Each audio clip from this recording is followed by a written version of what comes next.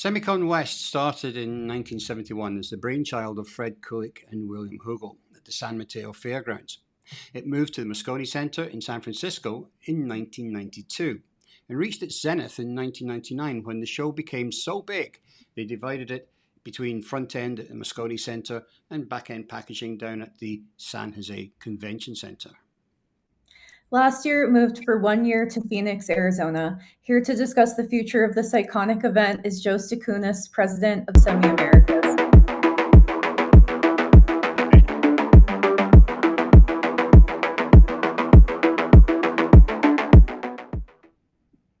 And welcome, Joe. Thank you for joining us today. I believe you're at the Materials Conference today somewhere.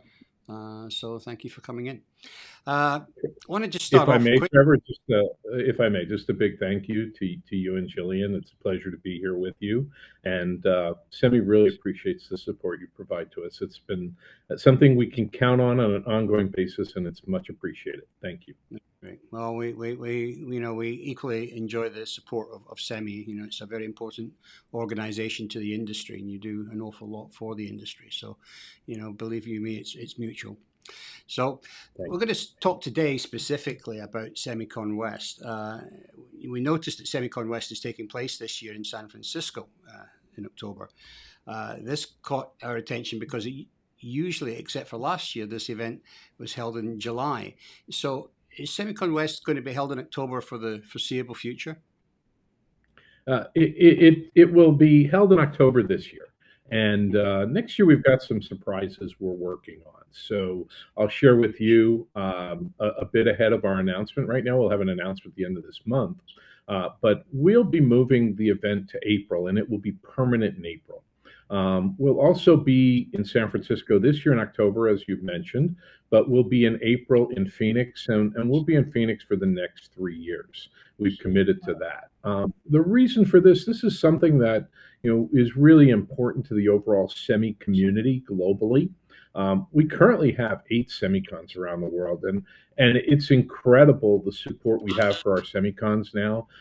Last year, SEMICON West moving to Phoenix, we saw a 50% increase in attendance, which was not a surprise to me. It was planned, our move to Phoenix. We're seeing a huge amount of investment, over $200 billion of investment going into Phoenix. And with that, we'll see growth of semiconductor employment on the order of about 60,000 jobs created in the semiconductor industry over the next 5 years in Phoenix. So it makes sense for us to be in Phoenix where all that investment's happening. Now, the move to April next year is to balance things. This year, we'll have 5 SEMICONs and a holiday season between September and the end of the year. And the feedback we've had from our members and our member leadership is that this is too much. So US, we have the most flexibility on both schedule and location. So we were able to work something out. And this year will be in October in San Francisco, and next year we'll be in Phoenix in April. And the intention is to be in April going forward from there. The move out of July, it's kind of an IQ test. You don't have events with large numbers of thousands and thousands of people in Phoenix in the middle of summer. So that really necessitated the move for us. And then again, balancing the schedule of SEMICONs around the globe from a regional perspective is the driver for our move to April for next year. So that's happening, and you're the first to know, Trevor. We're going to get that announcement publicly in the next couple of weeks. Well, that certainly makes a lot more sense, doesn't it? The April timeframe.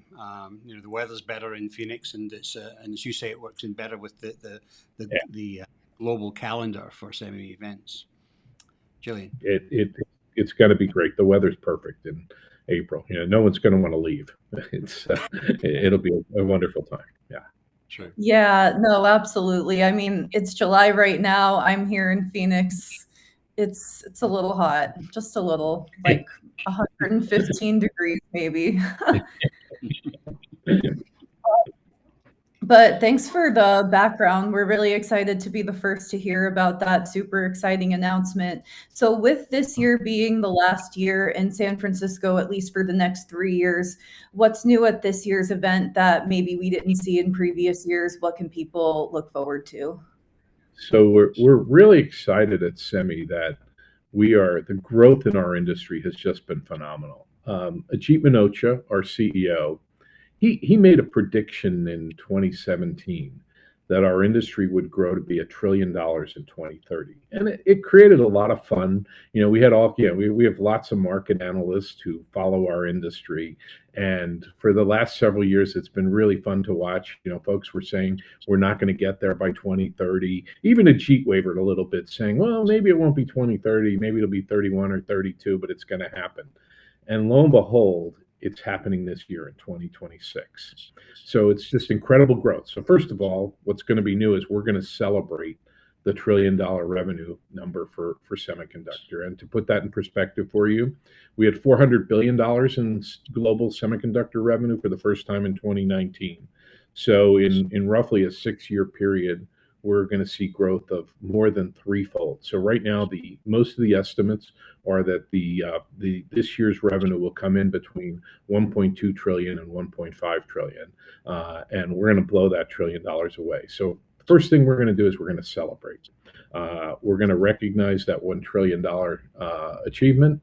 And from there, we've got a number of other things that blend in with what's new and exciting. We're seeing transition in technology very clearly right now, a whole lot more focus on advanced packaging.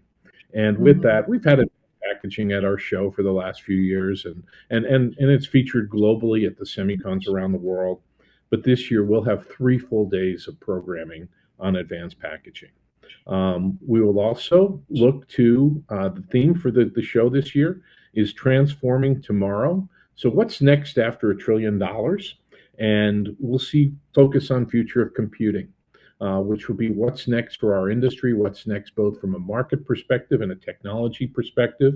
And we'll focus on things like quantum computing, for example, having a very prevalent position at SEMICON West this year.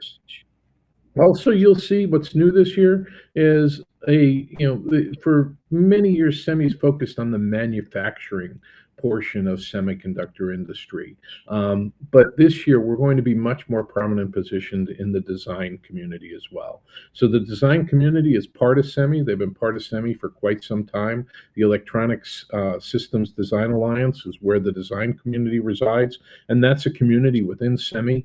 And we'll have a full day of I'm very excited. We've got a great lineup of speakers and topics looking at how design is such a critical part of the advancement of our industry. And then also it's one of the places where we'll really be able to feature how AI is impacting in the semiconductor industry itself, how we use AI tools to enhance innovation, and design is at the forefront of that. So really excited to have a full day of design as well. And that'll be our first day. That'll be on Tuesday as well. We will also, one of the things I wanted to point out is that SEMICON has been traditionally 3 days, but things are just so hot in our industry, it's evolved to be SEMICON week, and there's a whole lot more going on across the week. So we will have our market symposium on Monday where, folks get really excited about this to learn more about just how big will that number be, what will that number be in the global revenue for semiconductors, but then also the impact through as we peel the onion back and look at the entire supply chain and what growth opportunities and what issues are in front of us. A lot of that gets started on Monday. The show kicks off on Tuesday, and on Monday we'll have our market symposium. But then we've got some really exciting things. Imec puts a great deal of effort into on Monday. They will have an adjacent event, adjacent to SEMICON West, and where they're coming in and showing off their efforts on roadmap and innovation, and it's mind-blowing. They're a key partner of ours, and really excited to have them at SEMICON West and showing off their wares and the direction for the industry. It's really helpful to us. Also very pleased to see that Applied Materials will have their ribbon cutting session for their EPIC Center in the Valley, and that's going to happen on Monday as well. So a lot going on. It really becomes, it's just ongoing through the whole week. We'll have events, really gets underway on Sunday, and it really has become SEMICON week. The last thing I'll mention along that line is one of the things SEMI's offering that's become very efficient and attractive is SEMI has an offering now called SEMIU, and it is just what it sounds like. It's a training platform, And it makes an awful lot of sense for SEMI to be involved in training. Why should lots of companies need to have training portfolio? There's no reason for all of our different member companies to develop their own training programs. Doing it in a consolidated way through SEMI is a way to really leverage a collective benefit for our industry. And on Mondays, we'll have a full day of training sessions, and we get great turnout for that. We did it last year, and it'll be much bigger this year and a key part of the agenda for the week. So awful lot going on, and really excited about our agenda for the week. Absolutely. Well, as you said, Joe, I mean, this industry is just expanding in so many different directions, both by application, by technology, and in so many different ways. And it's hitting these goals earlier than we anticipated. One of the areas that is coming to the front in the advanced packaging side is co-packaged optics and photonics. They're making a bigger inroads into microelectronics packaging. So do you see SEMICON West making photonics a larger segment of the conference and exhibition in the future? Yeah, absolutely, Trevor. That will be very much part of the agenda. In both the sessions I covered as the areas of new and focus, to advanced packaging, 3 days of programming. So there'll be plenty to talk about on photonics and where it's going. Same way on future computing. The connection in AI between the processing chips and the memory and the connectivity that's required is really prime opportunity for photonics, where you'll see an electrical signal converted to a light signal. And with that, we're very focused on, you'll hear, our efforts within the semiconductor industry on how we will help reduce the power demand necessary for AI compute. And again, that photonics opportunity is a key platform in that space. So it is built in to the agenda today, and I expect it to continue for many years to come. So we're really at the start of that. Really exciting to see some of the investments. Last month, I had the privilege of attending the groundbreaking session for Coherent's expanded indium phosphide facility in Sherman, Texas. It's a good example of it's real and it's here. And then again, you'll see a whole lot of focus on at SEMICON West and at our SEMICONs around the world. Our Taiwan team, likewise, has a very strong effort in photonics. Yeah, Coherent's another company with some amazing technologies out there, well beyond the laser side. Gillian? Yeah, and kind of along those same lines, with how fast this industry is growing, I know that SEMI has a pretty strong focus on workforce development as well, because we need people to staff all these facilities that are coming out. Like, we see facilities announcements a couple times a week at this point. It's wild. So with that in mind, is there anything on the workforce development side at SEMICON West that you'd like to highlight? It's the largest pavilion we have on the show floor. So our workforce development pavilion is a beehive. It just doesn't let up. Again, we'll have 3 full days of programming on workforce development. It's there's opportunities for personal interaction for folks to learn about our industry, but then also a number of our member companies will have kiosks on the workforce development pavilion, and they actually have recruiters there to recruit people. You will see it featured on our keynote stage. The CEO Summit will be each day in the morning from about 8:30 to 10:30. And SEMI has been recently, well, actually a year ago now, we were selected to operate the National Network for Microelectronics Education in the United States. And we will have a fireside chat on the keynote stage on Thursday with Sherry Liss, who leads our workforce development effort at SEMI on a global basis, and with folks who work in the National Science Foundation in the U.S. government, who's funding the National Network for Microelectronics Education. Really exciting things going there. We have announced our first 4 nodes to create a regional program for workforce development, and those nodes are in New York, in Arizona, in Texas, and in Idaho. And no coincidence, that there's also large semiconductor investments happening in those 4 areas. So it makes sense for us to have them there as the first 4 sites. So again, it will be a very individual opportunity, but then you'll also be able to experience the big picture on workforce development in the U.S. Our member companies, I spend a lot of time speaking with members. That's what I'm doing at the Strategic Materials Conference this week. And the number one issue for our members, when I ask them, hey, the growth opportunities are so substantial, what potentially limits your growth? The number one answer we receive here in the Americas is workforce development. We need the talent. So very substantial effort, and it's a great example of how SEMI really tries to focus on what our members' needs are and where we can provide a collective benefit, where it makes sense for us as an industry to work together and pool our resources to have the most efficient position on solving those issues. So workforce is a real strong opportunity there for us, and we're very proud of what we've done in workforce. Yeah, it's a critical area. So looking at the huge number of presentations you've got this week, I mean, what are some of the other main keynotes and presentations you think that attendees are most excited about? Yeah, we will have over 60 different sessions, presentations throughout. So we'll have a great show floor. By the way, I'm really pleased to say our show floor is sold out again this year. Was sold out last year in Phoenix, and honestly, I was a bit concerned. We had such a tremendous 50% growth in attendance and 42% growth in exhibitors last year in Phoenix. I wasn't as confident, but it's come through. We've had, again, we'll have over 1,500 booths on the show floor. The show floor sold out, and equivalent in size last year, we had 1,500 booths in Phoenix. So it's really tremendous. The attendance we're seeing is also, registrations are looking really good right now. Registrations and hotel room bookings are up over last year, which is interesting to me. And we compare it to our last time in San Francisco, we're up over 84% in hotel room bookings. So we're going to have a good turnout for the show. And we'll have that show floor where folks will have a great opportunity to network and interface and see the latest and greatest in the wares of our suppliers. But above the show floor, we'll have 60 different sessions on technology, markets, a variety of industry needs and opportunities. And last year we had 585 speakers in those 3.5 days, and it will be very similar in size to what we had last year. We have a great CEO Summit set up each day.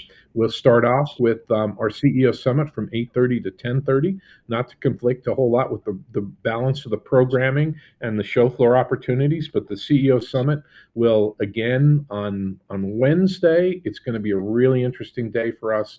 That's where we'll really focus on transitioning to tomorrow and look at what's next. So you'll see presentations on AI, you'll see presentations on physical robotics on Wednesday. You will, throughout the 3 days, we'll have great presentations and engagement on where things are from fab development perspective, where the fabs are being built, what the schedule looks like. Memory is such a big part of what's going on in the industry right now with the memory growth and the shortage of memory chips that are currently quite the front page news almost every day these days. So we'll have sessions like that on the keynote stage. We'll have presentations on advanced packaging and also design, and then of course a panel that is very much, it'll be led by Dave Anderson, who is the CEO of New York Creates, one of the strongest innovation facilities in the country. And he will have an all-star panel and talking about, what's next in the industry. We've got to that $1 trillion. What can we see next? We'll have also a presentation on quantum and the actual building of the semiconductors that are required for quantum computing. So really excited about the things that are happening on the show floor and in the presentations that'll be held. And it is literally, with 60 different sessions, it represents the more than 20 different communities within SEMI that makes up our industry from a market perspective or a technology or a supply chain component. And there'll be something for everyone across the 3.5 days of content that will be provided at the show. Okay. And with so much going on at this year's conference and with the exhibit hall already being sold out, about how many attendees are we expecting for this year? So expecting that will be slightly bigger than last year. Last year we had 37,300, which was up from 24,000 the year before in San Francisco in 24. So I'm looking to be somewhere between 37 and 40,000 this year. Right. Okay. So SEMICON West has been around obviously for more than 50 years, and as you probably heard in my introduction today, it's got quite a history. So what is the testament to its success, and how has this event changed over the years? So we evolve with the industry, Trevor, and again, we're very much staying on top of the innovation that drives our industry. So that's really, and for that innovation to happen, people need to come together, connect, and collaborate. And that's the heart of our mission. We bring the industry together. We create an opportunity for partnerships to develop. And I've been doing this for a long time. My first SEMICON West was at the fairgrounds. It was the last year there was my first year. That was in the 80s. And I've been coming pretty much, I haven't made every year, but most years since. So a very long tradition, but that bringing everyone together collectively. And what we have at West in particular is it's the headquarters show. And it is the mover and shaker show. We really do get the senior executives, the folks who make a difference in the industry. They all come to SEMICON West. So it's beyond the Americas show. It is the Americas show, but we get a great international presence. We have about 40% of our attendees will come from outside the United States. And again, it really is the industry leadership's biggest event of the year anywhere in the world. And folks recognize coming to the U.S. for that. So it's evolved to that. And I do want to mention, one of the things, so we've had a great show floor for the last few years. We've got tremendous content for folks to keep them busy. The other focus I've had is just trying to bring some celebration into SEMICON West. And there's a few things we're doing along that line. Last year we had our first gala, and we also had our first party in the street. We had a street fair, and we'll have that street fair again this year. We're going to call it West Fest, so it's be in October, so it'll be kind of like the Oktoberfest in Germany, of course. So that's the theme for it, and it really, there's a lot of things that happen adjacent to the show. A lot of our companies host hospitality, and they're wonderful, but the West Fest really provides an opportunity for everyone from the show to come together and to celebrate. In addition, you mentioned Fred Kulik at a start, and we will be recognizing a few of our longstanding members who have the KNS. They're celebrating their 75th year in existence, and we will recognize them on the stage. And we'll also, Cadence in the design community is celebrating their 40th anniversary of being in business this year, and we'll recognize them on the stage as well. So and what's really interesting is we've got a special award for KNS I'm really excited about, and it really just shows the longevity of, so KNS you'll see some special recognition for KNS.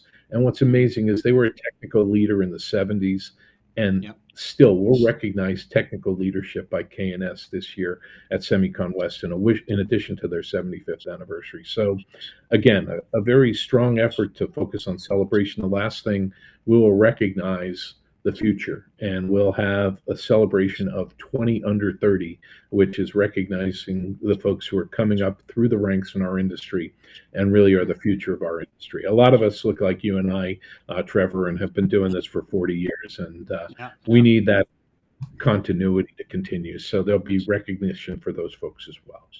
Absolutely. No, it's incredible the way that the show has developed in so many ways. But you also, as you said, you're following the technology, and it's very important for a trade association to keep reinventing itself and following these new trends and getting ahead of them as much as they can to help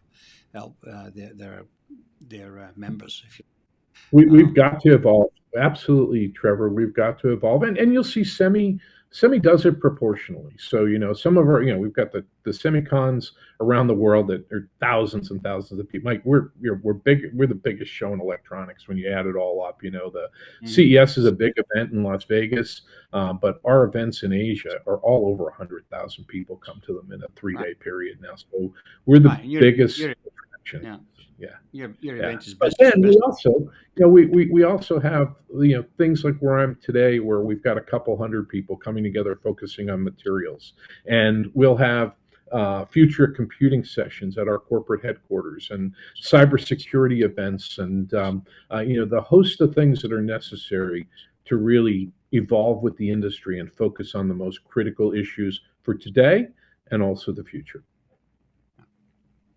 And that kind of leads really well into our last question, which was, if you had to summarize the dominant theme of SEMICON West 2026 in 1 or 2 sentences, what would you say? Again, our theme's very aligned: transforming tomorrow. So it's well recognized now around the world that semiconductors are at the heart of innovation and the advancement of mankind. And again, it's a very exciting time. The current estimate on data center capital and infrastructure is $7 trillion. That investment will happen between 2025 and 2030. So we're kind of on the front end of that investment now. To put that in perspective, the internet, which we've all become so dependent upon, was about $1 trillion investment. So again, our focus will be really on transforming tomorrow and providing a path forward through innovation on how semiconductors will enhance the human experience through AI and other technologies in medicine, in automotive, in a host of different applications where semiconductors continue to grow. I'm sorry, that was a little bit more than 2 sentences, Julian, but so there's a lot going on. There's just too much to pack in. Yeah, there's too much to pack in. Joe, it's been an absolute pleasure talking with you today. I really want to thank you for joining us and sharing your wealth of knowledge. And we wish you every success, of course, with SEMICON West when it comes around in October. Thank you both. I look forward to seeing you on the show floor. Please come join us and make sure you say hi. Thank you. Will do, of course. Yeah. Okay, so if you like this broadcast, please take the time to like and subscribe on YouTube, and remember to share this newsletter with your friends. You could watch or listen to this and our future podcasts on YouTube, LinkedIn, Meta, X, and of course, all your normal podcast locations like Apple Music and Spotify.